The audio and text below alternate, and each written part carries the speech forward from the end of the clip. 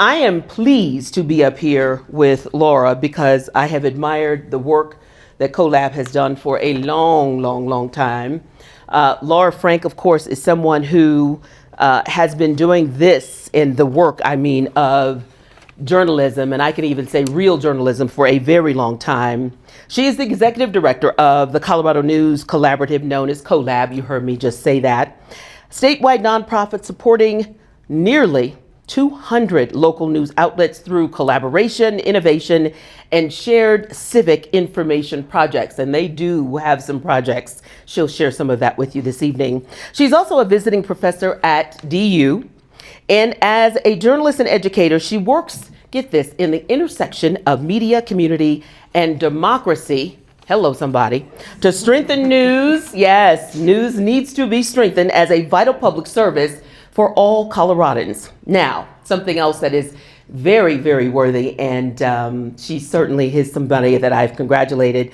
She is this year's recipient of the Governor's Citizenship Award for Public Service. So please welcome Laura Frank. Thank you. Thank you. Okay. I'm not sure I can talk while sitting down. I'm going to just take about 10 minutes and set the table for you, and then Glo and I are going to have a really interesting conversation. She's given me a peek of the things she's going to ask. Can I just? Please. I'm not going to walk around too much, but I can't sit still. Okay, I'm Laura Frank. I am the executive director of COLab, and because I received the Governor's Citizenship Medal for Public Service, you're probably expecting me to talk about local news as a public service, and it is. But I really want to talk about civic infrastructure. Yes, right? Okay, when someone says infrastructure, what do you think? Let's make this interactive, it'll be more fun. Bridges, buildings. Right. Schools, sewers. Brick and mortar. Yes, firefighting. Civic infrastructure are the things that communities need to function. They need them or there's chaos. No sewers, no roads, chaos. Yeah. I'm going to make the argument that local news is essential civic infrastructure. Okay, and I'm going to prove this to you with a little game. Are you ready? I'm going to list 3 or 4 things, and you will give a thumbs up if you think it's good, a side thumb if it could be good or bad, and thumbs down if it's definitely bad. Okay, are you ready? Higher costs for borrowing money. Oh, most people are thumbs down. Some are saying, it's not great for our local businesses, for example. Okay, how about fewer people voting or running for public office? Yeah, very thumbs down, if you like democracy. What about government waste? Yeah, nobody likes that. Nobody likes that. Okay, polarization. We have reached a level of polarization in this country that is making it hard for us to govern ourselves. Something needs to be done about it. All 4 of those things, research shows us, get worse if people don't have access to local news, to quality, factual information to ward off that chaos that is coming, that happens if they don't have it. So, did I convince you? Local news is essential civic infrastructure. Now, in Colorado, COLab works with these nearly 200 news organizations, and each year we survey them, and we ask them, actually the most recent survey, 156 of the 200 responded. That's pretty good. One of the questions we asked them was about how many people do you have producing news in your shop? How many reporters and editors and so on produce the news? Okay, here's the next game. Who wants to guess, for the typical news organization in Colorado, how many people do they have producing the news? And by typical, I mean median. Those math people I know are, does she mean average or does she mean median? I mean median, so half are higher than that and half are lower than this number. Those of you I've told already, don't answer. Those who are just guessing, go ahead and throw out some guesses. How many do you think? 10, I hear. 20? 3? I hear 3. Half that. Even less. 1.35 people. Wow. So they have one person Wow. and a third of a person who's doing 2/3 of some other job, Wow. covering everything a community needs to know to understand itself. The local businesses, the local government, the wildfire, the election. You can see why that's a problem. Mm-hmm. Does anyone want to guess how many people producing the news the largest newsroom in the state has? Before you guess, I'll give you a little bit of context. How many people remember the Rocky Mountain News? Yeah. It closed, for those who don't, in 2009, the first major metropolitan newspaper to close in the Great Recession. I was an investigative reporter there when it closed, and we had 200 people in the newsroom in 2009 when it closed. So 17 years later, how big do you think the biggest newsroom in Colorado is? How many people producing the news? 50. No, I think it's less than that. No, it's around 60. So it's not as bad. I've really set it up to be bad, haven't I? It's not quite as bad. No. I thought you were going to say 100, which would be 50% of them gone, which is bad enough. Yeah. And then you almost half it again. So you have 60 people. And there are only 2, maybe 3 newsrooms who have that many people producing news, and they're all here in Denver. Wow. From there, it drops off dramatically to maybe 20 and then 12. And then you get down to 1.35. And keep in mind, half of them are there or below. So maybe there's one person producing the news in the local communities, especially out in our rural areas. So there's where we are. Colorado is unique and not unique in this. We're not unique because this is happening in every state. We're unique in the way that we're addressing it. This level of collaboration is not happening in other states. So COLab's role in this is to help small and smaller newsrooms do big things together. And we have, we don't want these folks reinventing the wheel over and over again with 1 or 2 people. We want COLab to be building systems that the whole state can use. And that's what we're doing. So we have things like the Match Lab. Match stands for Media, Academia, and Talent collaborating to help, because everything needs an acronym. Mm-hmm. Mm-hmm. And the way this works is we work with colleges, professors, and their students, and we match them with local newsrooms or groups of news outlets. And when it makes sense, we bring in the SCORE. Does anybody remember, have you heard of SCORE? Senior Corps of Retired Executives. Mm-hmm. We bring in certified business mentors. And we make these teams, and it lets COLab have greater capacity to help individual news organizations with the challenges that they have. And by the way, most of those challenges have not been around reporting. It's been around engaging with the community and trying to find ways to be more efficient and bring in more revenue so they can do more reporting. We just launched that in the past year. That is something that has piloted at the University of Denver, as Glo mentioned, where I'm teaching right now as a visiting professor, and then we're spreading it beyond DU this year as we grow this and try to meet the urgent needs that we've been describing here. So that's one. Another is Amplify Colorado, which is a diverse source database. News organizations know that they have historically not heard all the voices in their community. Maybe it's ethnic community or rural community, and we know it's important to raise those voices so that we can get the full picture of a diverse Colorado. A third example would be voter voices. In the 2024 election, the COLab helped more than 7,000 Coloradans connect with their local news organizations, about 60 of them, telling the journalists there what they wanted to know from the local politicians. and it changed the way that elections were covered.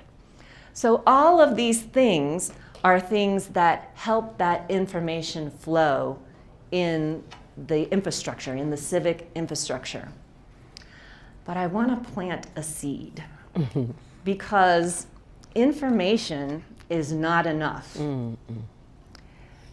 We need deliberation along with that. And we could ask local governments for ways to help people come together so they can deliberate, they can take the information they have, they can deliberate among themselves, and they can find ways to address the complex issues that we're all facing in all of our communities. But local governments don't have the trust, the level of trust that they really need in order for that to happen and be effective and successful. But local news organizations still have that trust. Trust in local government is about 50%, which is probably not surprising to you given our political makeup in the country. 80% of people trust their local news organization. 8 out of 10 people say, I trust that community institution. And so thinking about local news as the center of the civic square, as a trusted source, as a neutral source, as a place where people can both get information and then talk with each other to do something about that information and make decisions in a democracy, I think that's where we need to go next. I could talk about this for an hour, and I'm not supposed to do that today.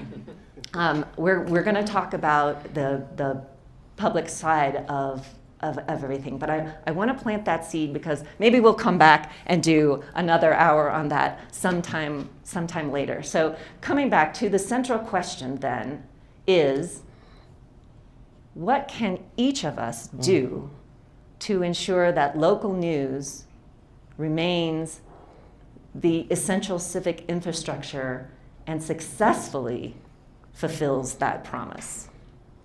Because it's not going to be solved. This will not be solved in a newsroom alone.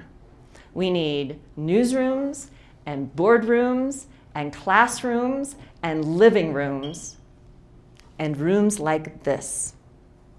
So let's get to it. Let's, thank you. Thank you. Clap, clap, clap. Yes.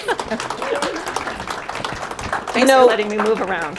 Right, so the conversation begins. Before we even get there, would you agree that the word news has changed? Okay, I'm a geek, you know that. I will cite research anytime that I can. There's actually some really interesting research about this. I used the word journalism several times and how I just set the table there. People don't like the word journalism. Right. They do actually like the word news. So has news changed? Yes. And there's a distinction I think we need to keep at the front of our minds between national news and local news, because that 80% trust does not exist for national news. That is lower and lower and lower. And there has been some drop in local news trust too, but not at the same rate. And what's the explanation for that though, right? Because if you think about the national news, and we look at so much what is impacting our lives today is national news, right? Sometimes you don't even want to turn on the TV because it's like, okay, what has Timmy done today? But you also want to think about all the other things that are coming our way that is only covered by national news because they have the resources, as opposed to, you remember the time where if you heard it on national news, then you saw it in the newspaper, then you saw it on local news, right? Now that is flipped in many ways. Actually, I would say it was always flipped. It often started at the local level, then worked its way up to national news. But we had people like Walter Cronkite, and we had shared facts, which led to shared reality, which led to shared responsibility. And that has been completely turned on its head now. And we have information chaos. There are so many sources of news out there, especially the national news, because it's clickbait. Our systems of delivering news has changed. It's much easier. There's way more news. We don't have a shortage of news. We have a shortage of what we as individuals believe is reliable news. We don't know where to look. Right, so we the don't know fact checking. who to trust. Is that the Yes. fact checking? It's the fact checking, but it's also just the system. So instead of all of us going home and turning on one of 3 channels to get the evening news, Right. There's too we many are ways to get it. inundated with Yep. our phones Yep. and our tablets and our Right. computers and our cable channels Right. and so on. Right. And the definition of news, I mean, you've all noticed at the national level, so much of what passes as news is actually just people talking about the news, not really digging in and reporting about Right. or, what is happening or not happening or getting to the bottom of things. Right. It's just commentary. Right. Right. Totally different from Passing news. as news. Right. Exactly. News, and you talked about facts versus truth. Uh-huh. Right? Shared realities versus facts. Right? So how, because I think there is some intersectionality with the distrust originating from that and things taking a foot. But I always want to bring it back to that civic engagement piece as it relates to news. Civic leaders see news as what? Well, you'd probably have to ask the civic leaders. Well, what you're they one. should. You're in the front of the classroom. I would think that what we're really talking about is a definition of what information people need to know in order to make certain decisions. Right. And also, my background is as an investigative reporter. So a lot of the news that I delivered was kind of bad news. Things weren't working the way that people had intended to work. And so the investigative reporting, I used to draw on a chalkboard.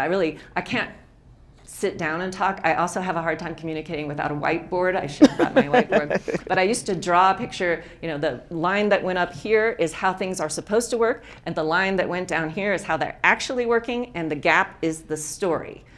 But we also need to know about the things that are working in our communities. And we've lost a lot of that too, because the clickbait responds to the controversial things. So we lose what is actually working. And we're trying to address this. There's an interesting thing that we're going to be having. COLab gets these guys together once a month, kind of like Civico. And we have training and information for them. And in April and May, we're bringing in folks from the Greater Good Science Center at the University of California, Berkeley. And we're going to talk about the science of bridging. Where and there will be some grants available for some of the local news organizations to actually go out and implement this, where they're looking for examples in their communities of people bridging differences. Maybe it's political, but it could be, age, race, whatever. And then also thinking about the way that they do their jobs. Are they doing their journalism jobs in a bridging way? Are they able to look at what's happening in a community and see ways that people can come together and ask questions about that? And so is the thinking there that if they can do that, then we can start making some progress in the right direction collectively? Exactly. We have to see it before we believe it. Flip that script and think about where we are today. Is it so bad that those little simple things seem as though they are extremely hard to do, right? To come together on the simplest of things. The sky is blue, and clearly you have somebody saying, no, not exactly, right? Not exactly. Those are the things that we really struggle with. Let me ask you, as it relates to that, the intersectionality of journalism and civic engagement. You alluded to this when you were talking earlier. Yes. It brings it full circle. You can't have one without the other, or can you? No, I don't think you should.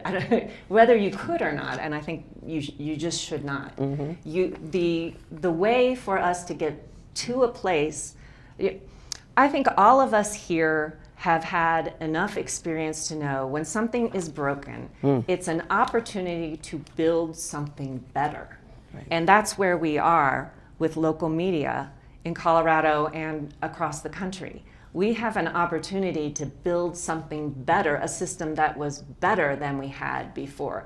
We should not be asking the public to depend on an information system where one and a third persons is trying to get them all the information they need. That doesn't work. Right. So what can we build that's better? Well, we can build something that is not a one-way street, which news media have been, from the beginning, from the printing press to the radio to the television to the internet, started to change that.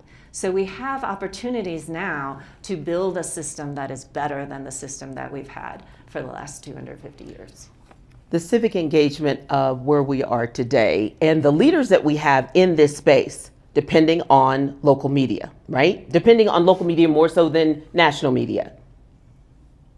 You're asking me if I agree with that? Well, I'm asking if you agree with that, and I'm asking look, I look at all of these organizations that you're helping to train, you're helping to broaden where they are, because what we have right now is broken in many ways. It's not working. It's certainly not working for the masses who, you're right, we don't have to wait to get our news. We can get it immediately, wherever we are. Your local news. Right. No, well, you're right. But even with that, you think about, well, where'd local news get that from? We are at a place now where we're so distrustful, we don't know what and if we can believe what it is we're seeing and being told.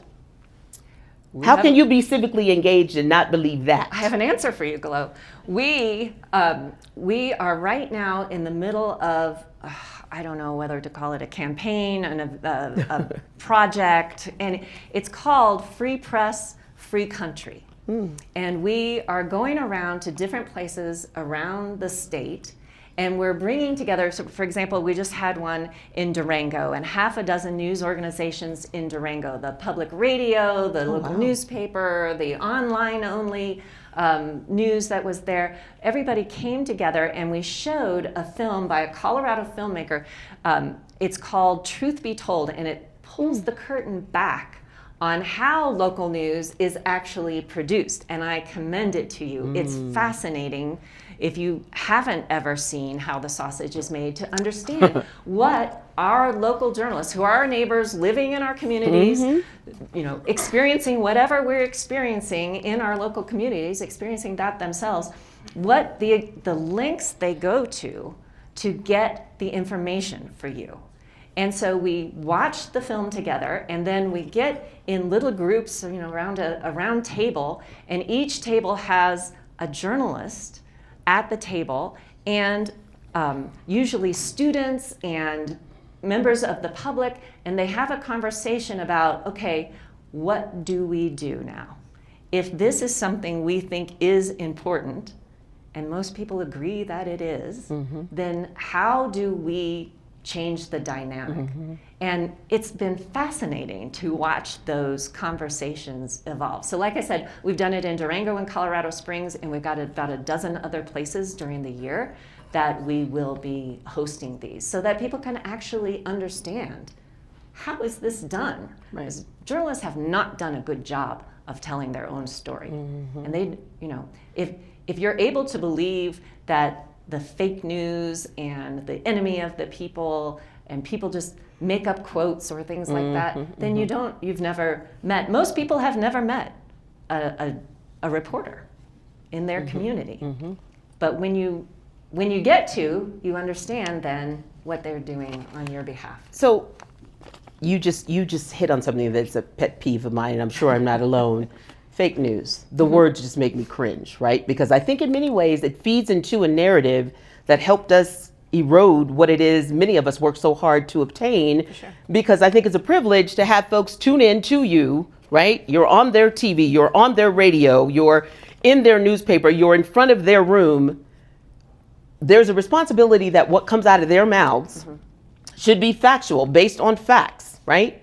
And yet people say, well, okay, what's the truth? Well, truth and facts are two different things. You said fake news. I don't say it because I think it feeds into that narrative that if you're saying news, then there is a category called fake news. There isn't. Either it's facts or it isn't. Have you ever heard, Glo, of alternative facts?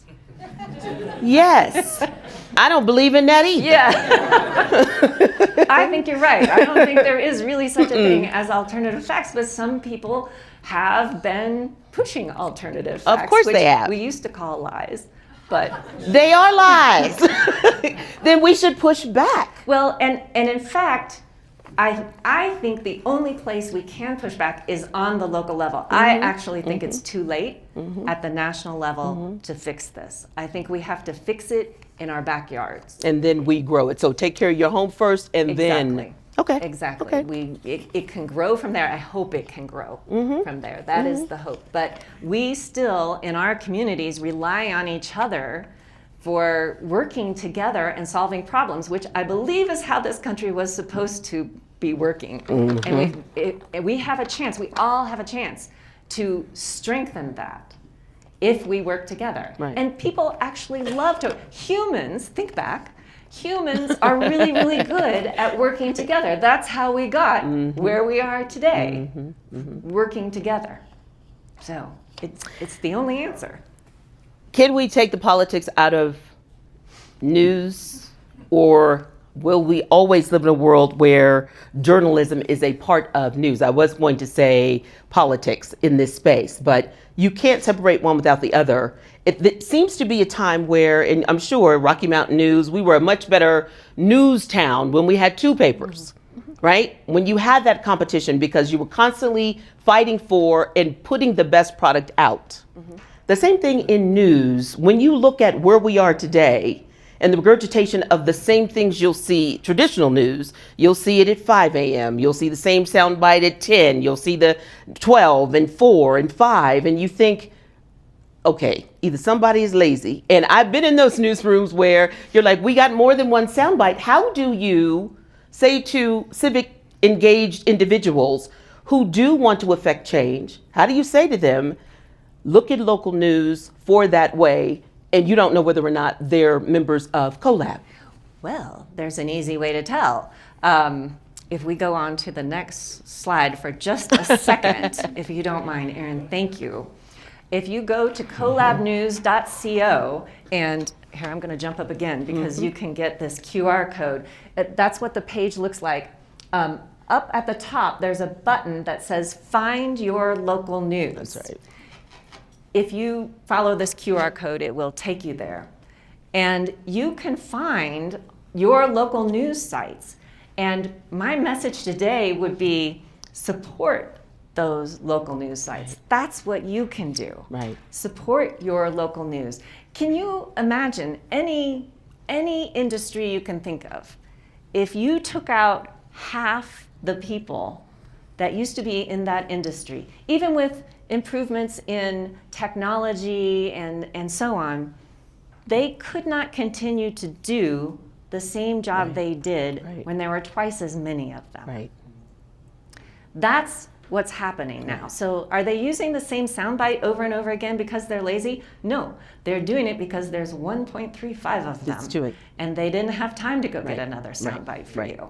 Or if the other soundbite is there, they don't have another editor to do that. So they're going to use the package that they have. Most people who've never been in a newsroom do not know that. They don't know that, right? They're thinking, well, didn't I just hear that when I got ready for work in the morning? Why am I hearing the same thing? Hasn't something new happened? Which I think in many ways also hurts the credibility of traditional news. I will say, we know from science that people have to hear things, 6 or 7 times before it sinks in. So it's not such a bad thing. That people they're not are thinking.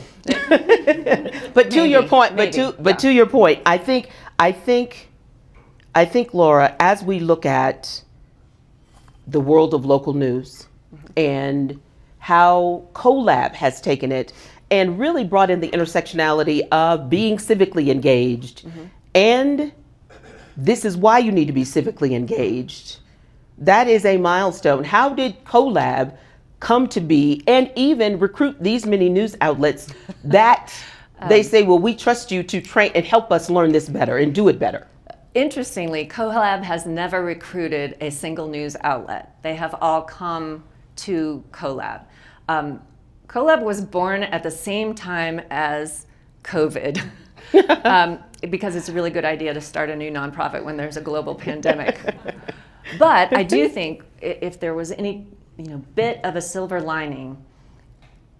People who were reporters when COVID was at its height understood that the value of working together. So one of COLab's first ever projects was we created a list of all the stories that needed to be done about COVID. What's it doing to the schools and the local businesses, and what's the science say, and those kinds of things. And we split that list up among, I think it was 47 news organizations at the time in our initial work. Wow. And we split that up and said, okay, you go do that story, and you do that story, and you do that story, and then we'll share them across the network. And that's what happened. And that is how COVID... They found you. Oh, wow. How COLab got started. So in I don't know essence, how COVID got started. so in essence, the news outlets found COLab. Yes. They found you all. Yes, word of mouth. COLab, what makes it different, and how and why civic leaders? We've talked a lot about it, but your pitch, or at least your understanding and presentation as to what makes COLab different and why civic leaders absolutely need it to be in their orbit. I think as Coloradans, we can be really proud about our history of collaboration. We've had collaboration in lots of industries, and journalism is not an exception, but it is exceptional. So we, like any news ecosystem, competed. There was fierce competition among news organizations, but it got to the point where that was folly.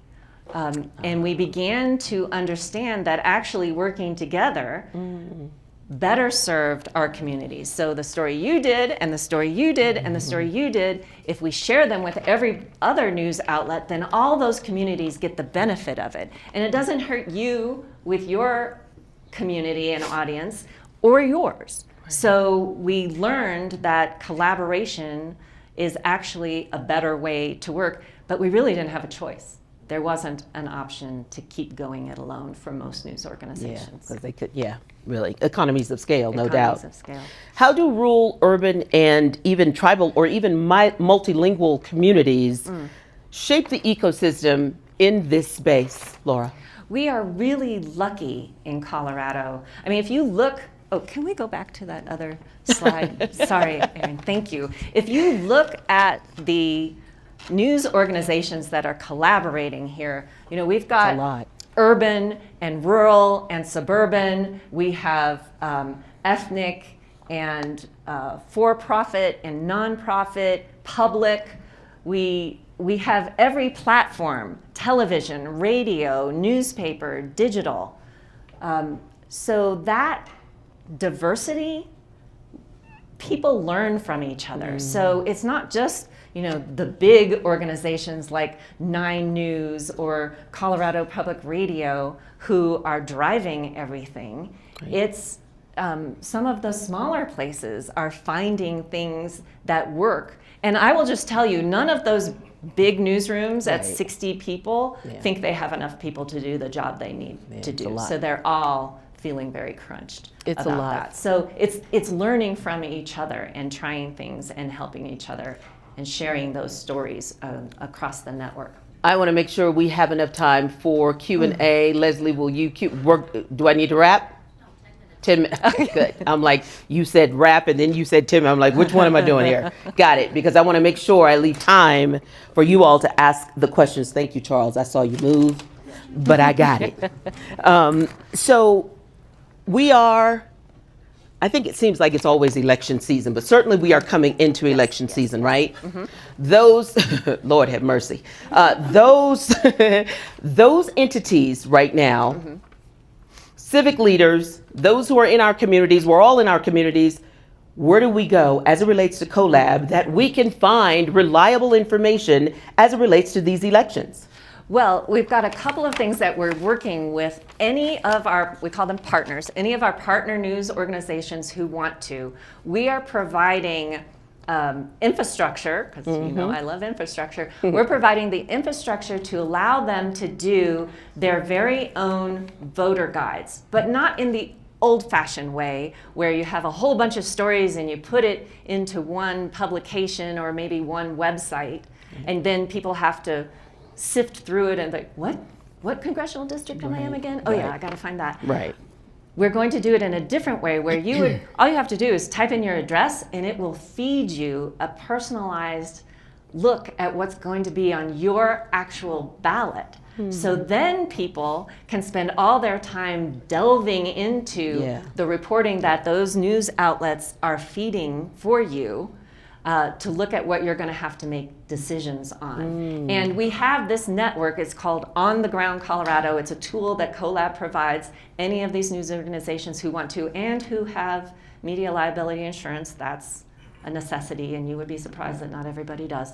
But anyone who wants to share their stories can through our tool, and then they will be able to have statewide stories from some of the big news organizations, and then interesting stories from some of the outlying areas, who are in our more rural areas, but maybe relevant, and we can begin to see patterns that emerge, maybe in our school district races and things like that. So it's going to be a very different way, and we're doing this for the primary because so much is decided in the primary elections in this state. That's correct. So we'll be coming back and doing it again for the general. And then I see Chris Adams is here. He and I probably a lot of you know Paul Teskey from CU Denver's School of Public Affairs. Is Paul here? Oh, he is. Hi, Paul. So the three of us have been brainstorming about ways, going back to what I was talking about when I planted the seed with you, ways to use this really effective thing called deliberative polling.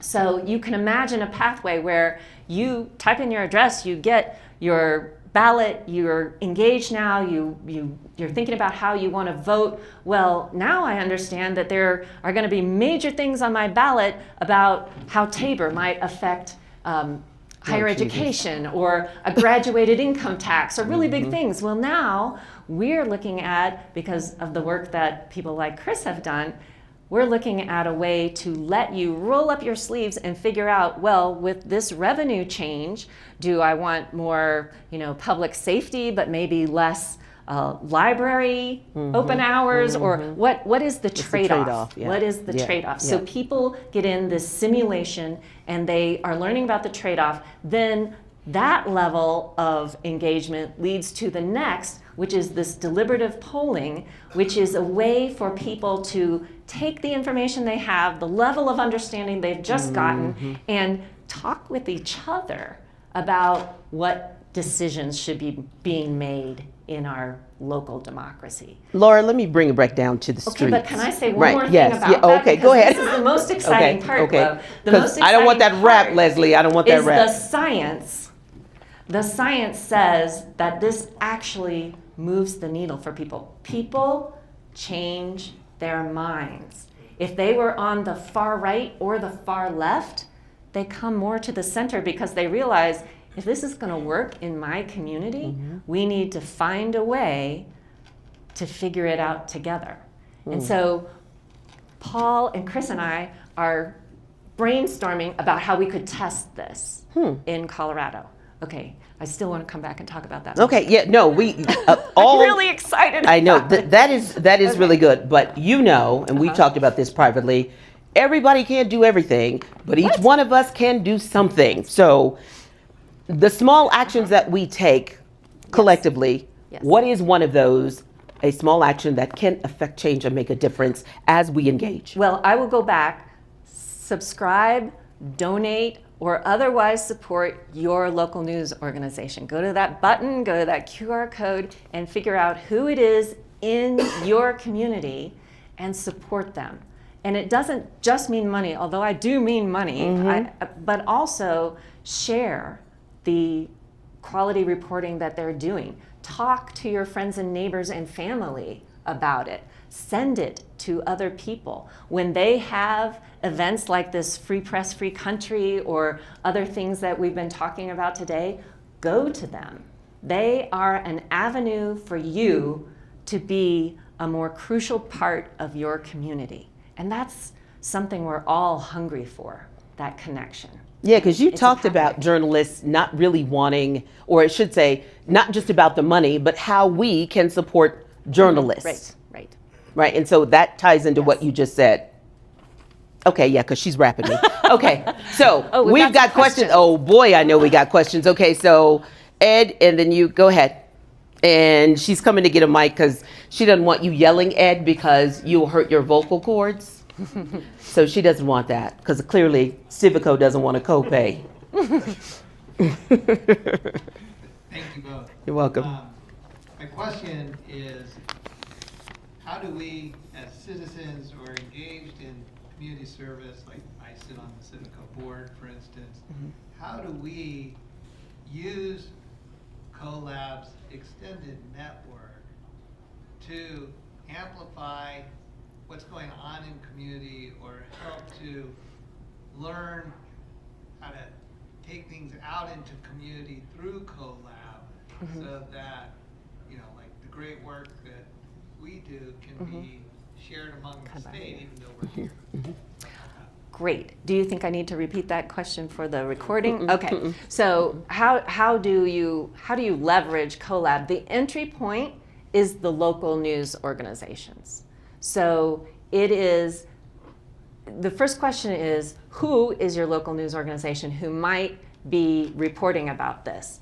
And now I can't remember if I've said it up here or if it was in a conversation out there beforehand. Did I talk about how COLab is helping to bring the science of bridging differences to, okay, good. Yeah, you did So say that is an example of news organizations are going to be looking for the kinds of things that you're talking about. So it is through that. And then when the local news organization writes, reports, broadcasts, whatever it is, they're reporting about it, it then gets shared through the COLab network all across the state. So that's how it gets amplified. I would even, thank you, Laura. I would even say, Ed, use COLab when you're pitching the story, when you're going to those news outlets, because they will then recognize that you are plugged in, connected, and there's some credibility in what you are suggesting that they need to cover. Oh, hi, my name's David. I have a lot of experience on the other side of the news. My older brother is an editor with Wall Street Journal, and I was the chairman of Tattered Cover for several years. My former business partner, Kwame Spearman, was a very unpopular candidate for mayor here in Denver. So Kwame just opened a new bookstore, and literally in the last 7 days, 5 of those organizations that you had on your screen ran stories. And as someone who actually knows both the facts and the truth, I can say 2 of those organizations, none of these organizations were those 1.3 newsroom people. I can say 2 of those organizations were really diligently in search of the truth. One ran a pretty lazy story, I guess, on a deadline, and 2 of them know the facts, know the truth, wrote stories that were the absolute opposite of those things. One because of a very clear political agenda, and one because of a very clear profit agenda. So that suggests 80% trust in local news is overstated. So I'm curious, you're talking about what can be done to increase trust for news or support for news. What can be done to increase trustworthiness and integrity of those news sources? I would have to analyze who it was who knew the truth and didn't do it. That's really concerning to me, so let's talk after. But I would suggest that that is not the norm, because the news organizations that we work with are really, really working hard to get the facts right. It doesn't mean, though, that they always do. Get it right, correct. And that is the biggest challenge. So what we're seeing, so I am one of the founders of something called the Institute for Nonprofit News, and it's a national organization with 500 nonprofit news members. And we have begun to see a push toward the question of whether news organizations should take a position on things, point of view. Some people call it advocacy news, which I know what Glow's going to say about this. That's not a thing. You are either an advocate or you are news. But because I would agree. I mean, I know you I would. would. No. I would agree with what you said previously. Not so much about advocacy or news. I just think that just from a civically engaged individual, if I know someone is lying to my face and I'm a journalist and I am your mouthpiece, your eyes, then I am going to say, based on the facts that I am going to say, excuse me, I'm going to ask my question, they answer it, I'm going to say, I'm going to rebut that because I know that's not the truth, because I think one of the duties is I need to make sure that I get you as accurate information as possible. When we don't do that, I think in many ways we feed into it. I don't call that advocacy. Perhaps some people do. I just think there's a responsibility to holding this mic and being in front of that camera and being a representative of the people. You need to be that, what they cannot be. Fair. Yes. Hi. You know, as a non-practitioner of the work that you do, I admire it and I respect it and I thank you for it. My question is, to me, the most insidious threat to the work you're doing is Citizens United and the 10-year head start and the tens of billions of dollars financial head start they have with a strategic focus on starting grassroots, ground level where you are. How are you facing that? How do we shine a light on it and how do we overcome? You're talking about how do we overcome the incredible influx of money into the political system?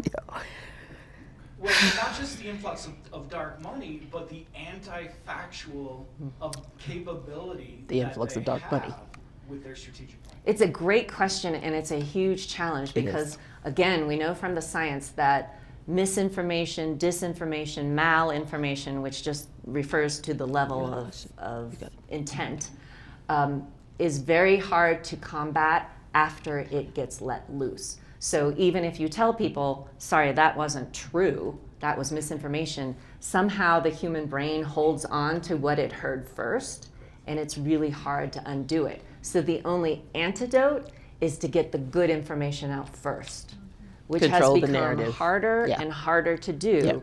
because of what I've just All the money, described yep. in the landscape. Yep.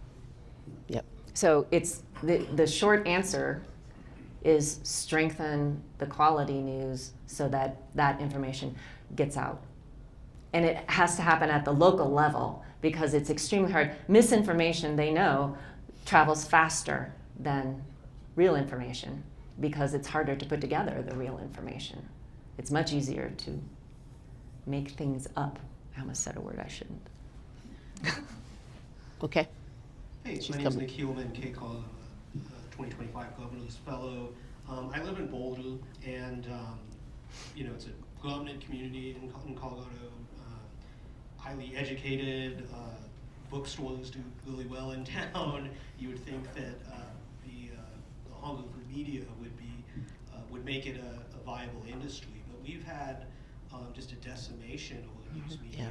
We've had local newspapers, long time, but one's closed. Even just the Boulder Weekly shut down last summer, I think, and the Daily Camel, the main paper, is just at this point the physical one. I still pay a small fortune to get it, but it's basically the A section is 2 pages, one of which is a full page ad, and what happened is these hedge funds have been buying up local papers, and they find a way to make them cash cows while stripping staff and gradually letting them down. And so I just that's something that we've been struggling with as a community, and it's difficult for upstart independent media to gain a foothold now and make it financially viable.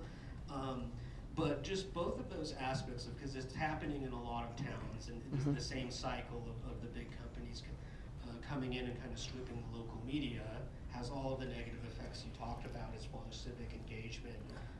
And I will say that in the last 5 years especially, it's been acute looking at the level of what's happened in terms of civic engagement and local government and elections, the way the lack of media happens. I just wanted to see if you could talk about the hedge funds and maybe what can happen to try and build something locally in the face ways of that. Yes, the hedge funds are a huge problem. 13 newspapers in Colorado are owned by hedge funds. I check my facts on that. I think It's a lot. I'm right about the number. It's a lot. Maybe it's 17. At any rate, it's too many. They are struggling, but so is everyone else. So there is this issue. There's a documentary out called Stripped for Parts that, if you haven't seen it, Yeah, I it's commend good. it to you. It's very good. Exactly the situation that you've just described. Boulder is a prime example. The Daily Camera is owned by one of those hedge funds, as is the Denver Post, as are a number of others. But you do have things that are springing up. The Boulder Weekly closed, but they're trying to bring it back under a different set of owners as a nonprofit. Another nonprofit is the Boulder Reporting Lab, which is trying to fill in some of the investigative and other reporting that maybe the camera can't do anymore. And they are all part of COLab, so they share content. Is it ideal? No, it's not. I'm not suggesting that COLab has figured out how to solve this problem, because there is a lot of work to do to make sure that information continues to flow. And the hardest part of it is we have to figure out how to make those news organizations stronger and more connected to community, so that community wants to support the local news organization. Correct. So it's a little bit of a chicken and egg situation. They have to be better, so the community supports it. The community has to support it so they can get better. Right. We talk at COLab about something called the fried and frozen dilemma. And this is that people working in news organizations are fried and frozen. They're overwhelmed, understaffed, underpaid, and they are frozen. They don't quite know the first thing they should do to begin to chip away at this problem. So a lot of what COLab tries to do is help them make some space so they can begin to connect more with community, or add more reporting, or serve their communities in whatever way that the community needs. So And that all they that can begin increases- to improve. And all Right, of it. and the It's- trust. Yeah, That and all of increases that, trust. Yes, going back to David's, increases the trust. You're right. Okay. My name is Omni Ali, former journalist. I was around when Rocky Mountain News went under. This system, like most of these industries, are broken. And trying to find a way to get back. You have one strong, I want to say, media outlet here was Colorado Sun, which has taken down the paywall for most. And I want to know about what COLab is doing to work with those type of organizations. They're all over the country. I think the North Star is the one in Texas, which is a very big one. There's one in Chicago. But I think that these are the type of organizations that are giving you good news, or I should say accurate news. And just want to know, what are you doing to support those kinds of Well, we have some, thank you for that. We have somebody from the Sun here, Stephanie Rivera, in the back row there. And her job at the Sun is to connect with community. It's exactly what we're talking about, and she's brilliant at it. She was recently with Colorado Public Radio, now with the Sun, and has worked with COLab for a number of years as well. So we are working with those kinds of news organizations. But as you saw up here, it's not just the nonprofits. It's not just things like that. It's anyone who wants to work together, who does original reporting in their community with the ethics of traditional news gathering. So do each one of those organizations that COLab supports, have they signed a mission statement? Are they committed to what COLab stands for in order to have their name listed there? Yes, that's right. They don't. They're partners, not members, so they don't pay a fee. Sure. They don't, but they do apply, and we look at whether they're. We make sure they're not. Have you heard the phrase "pink slime"? Yeah. Pink slime is when you're maybe using AI to scrape, and we've got those in Colorado, and they don't have actual real people working in actual real communities, and so there's a disconnect there. So we make sure that these are actual journalists in communities, covering those communities with journalistic ethics and standards. For those people who don't know, can you explain what a paywall is. Yeah. Oh, he's asking me to explain a paywall. That's if you, in order to see the content, you have to subscribe and pay Right. an annual or a monthly Right. fee. And a Which is lot of another those barrier. are going away. Those were in the journalistic industry. We have tried so many things. Yeah. First, it was okay. We're going to put everything online For and free, and it's right. free. And then Yeah. oh my God, it can't be free. So then we're going to charge. And oh no, then Right. people can't see our content. So Right. it's free again, and we paid, we charged for advertising, and then we pulled back from advertising, and now advertising may be alive again. Yeah. So it's true. all of the above. Yeah. And the key, the missing ingredient is the community getting something of value that it wants to support? So if you are, then support it. Yes, so my name is Florian DeCastro. I'm from Colorado Springs, and actually one of my companies own an independent radio station, Power Talk 1040 AM, which is a news talk station. I guess my question to you is, I don't know if people know this, but there has been massive consolidation of media platforms across the board. I would want to say maybe there's a dozen owners of almost all radio stations out there. So independent radio is basically Gone. I won't say dying, but it's basically dead. It's gone, yeah. I hate to say it that way. TV, largely owned by anywhere from 6 to 12 conglomerates. Yep. And newspapers are actually, I think, roughly owned by 6 major, Investor company. most of the newspapers out there, which is, so now how do you actually be able to actually utilize local news when all the platforms and delivery mechanisms are controlled, any which way you want to talk about it? Again, this goes back to the local. So we talked about the national and the difficulties there, and the very local and the level of trust there. And what you're talking about is kind of a layer in between. So we have a huge issue coming up here in Denver, looking at whether Nexstar Yep. is going to acquire Tegna. Yep. Tegna Which is owns 9 9 News. News. Yep. Nexstar owns, I don't have my logos up there, but Nexstar owns Fox 31, and if they merge, there will be a much different approach to, we'll have less news. And there will be the ability to have direction from on high at the corporate level to the local level. And we don't know exactly what that's going to look like, but in the past we've seen this happen. Tegna used to be part of Gannett, which at the time was the largest newspaper company in the country. It owns the Coloradoan and also the Chieftain now. And so we've seen this play before, and it's a huge, huge issue. One thing I think we as a community need to look at is what happens after, especially the venture capitalists leave, because that is their MO. They acquire industry, And sell they it off. strip it for parts, And sell it off. and then they sell it off. So the Denver Post will continue to exist, is my prediction. The Denver Post will continue to exist, and we need to think about how can we help it. This is the approach we've taken with COLab, and how do we think about how to support so that it's serving its community in the best way that it can while this process is playing out, so that there is something there for the community to pick up and continue after the venture capitalists leave. I'm Mike Shinbein, so wanted to touch upon a couple of things you said about, back with Walter Cronkite, and a shared experience, communal experience, and shared facts and responsibilities.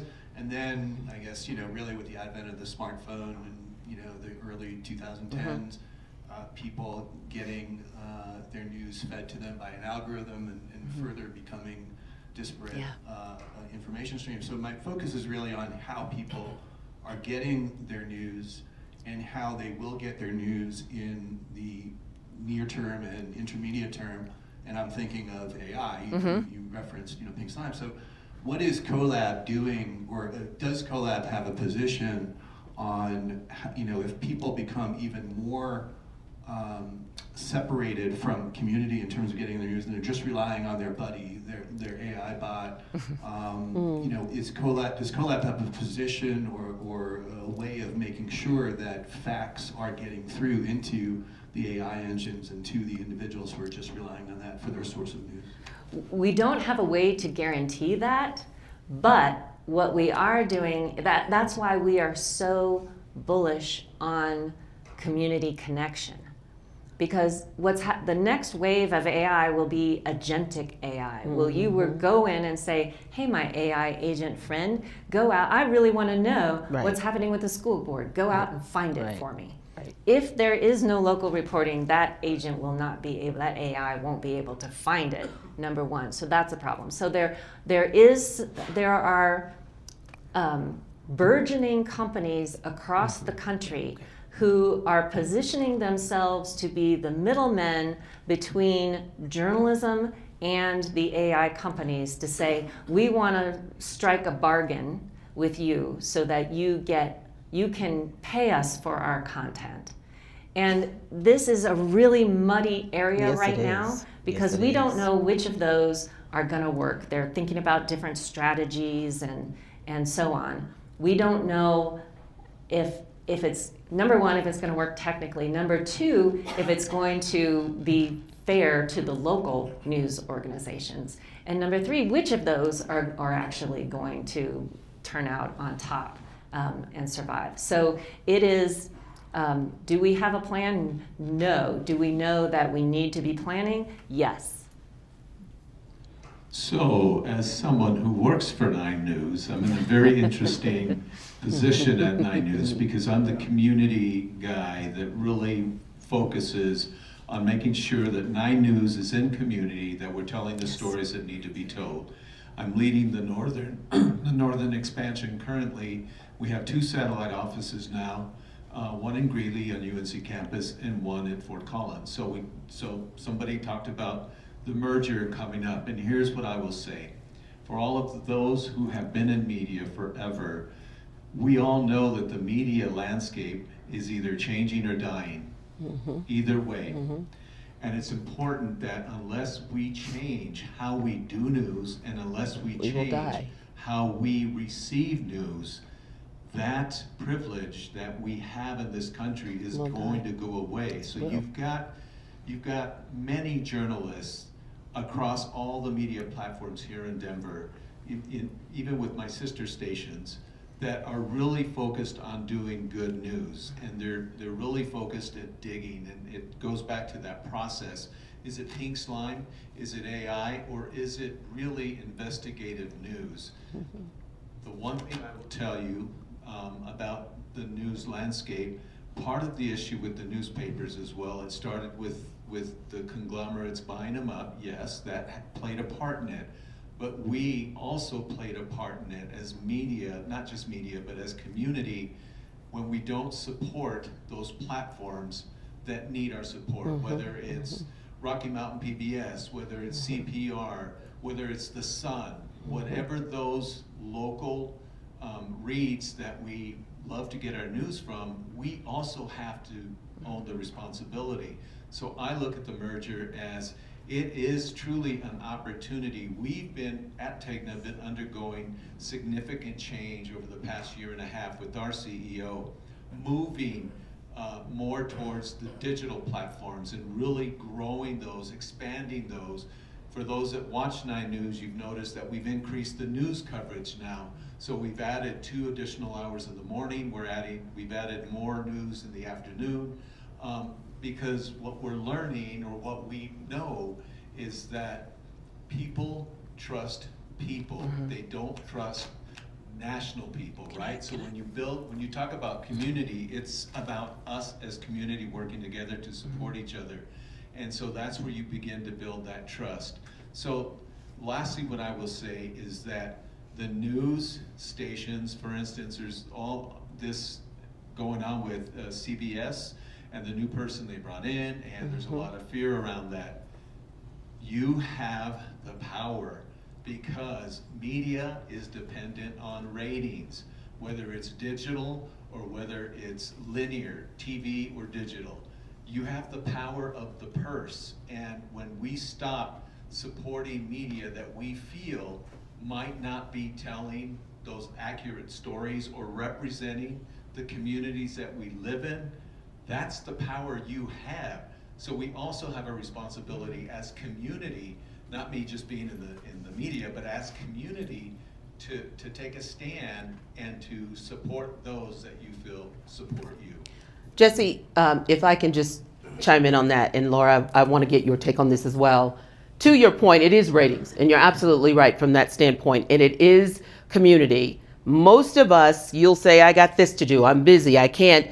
We know in media, and even when I was in it, I haven't been that out of it that long, we know it takes longer to write an email. So when your news department or the GM or whomever gets an email, that counts for more than just you. That means that people are really paying attention and watching. Phone calls matter too, but when you say nothing or you just change the channel, it changes nothing.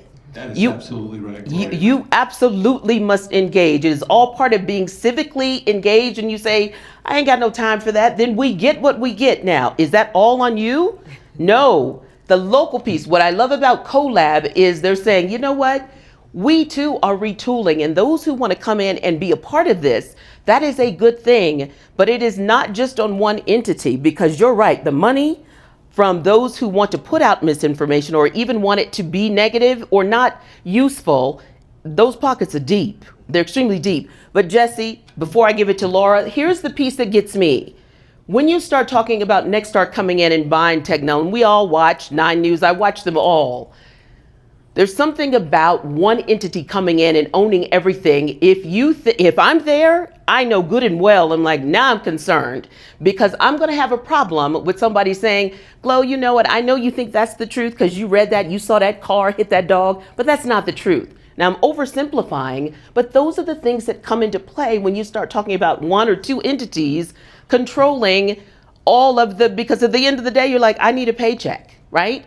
I need to be able to sustain and do what I believe in, but at what cost? Especially when we're not civically engaged to say there needs to be change and there needs to be those who are held to account. Am I thinking right? And I want to add that this button here, Find Your Local News, it will show you more than 400 news outlets. Only half of those, just under 200, are participating in COLab. But all of them in here, you can find the link to their website where you can find the place to email them or call them to voice whatever it is, either support or constructive criticism perhaps. Right. So you can use this to find. The ones that are COLab partners are marked as such, as are members of the Colorado Press Association and some other organizations like that, for example. Okay. Oh, last one. I'm curious how you're engaging young people in this work, and if you are going into schools and colleges and universities and trying to make change in those arenas. It strikes me that us in this room are older, and that with this change, we're going to need to figure out how to support younger people coming up behind us. If these organizations are going to survive, they're going to need a workforce, and they're going to need innovation to support the communities that are coming up behind. Such a great question and great points going along with it. We are working with young people. The Match Lab that I described, there are 15 colleges across the state that have raised their hand who want to be part of the Match Lab, who want to have classes of students working hands-on with experiential learning to work with news organizations, and not just to become reporters, but also to become managers and community engagers and all the other things that we've been talking about today that are needed. So yes, and we do, you may not know this, but Colorado has the largest high school, but they've extended it to middle school too, but high school press association in the nation. Oh, wow. We do not have the largest population of any state in the nation, but we have the largest high school press association. So we have this pipeline, if you want to use that term, but there are gaps in the pipeline. So the high schools have fewer resources to help those high school journalists be where they need to be to go into college. The colleges are seeing them come in not as ready as they used to, so they are doing what they can, but they're coming out of college, and COLab partners are saying, for the jobs we do have, people aren't ready for them. So it is a big issue to try to get the pipeline fixed and people ready to step into those jobs, because these jobs are changing. They are not the jobs that people who've been teaching for 20 years knew about when they started teaching. So we've got to help the teachers be ready to prepare the students, both at the high school and the college level. So it's everything is connected. I think that's our theme tonight. Everything is connected, and it's really important that we find ways for win-win, where we're helping the students get ready and we're helping the news organizations do more, and we're serving the public in a better way. So if there's one thing we leave here tonight with, as those who are civically engaged and want to engage with others, what is that, Laura? I would encourage you, before we leave, to turn to your neighbor and talk about maybe one thing you could do differently in how you engage with local news. And then we'll mix and mingle, and we can catch up on some of the things we didn't get to discuss up here. Oh, excellent. Laura Frank, Executive Director of COLab, everybody. Thank you. Thank you so much, Laura. Thank you. Thank you. You are welcome.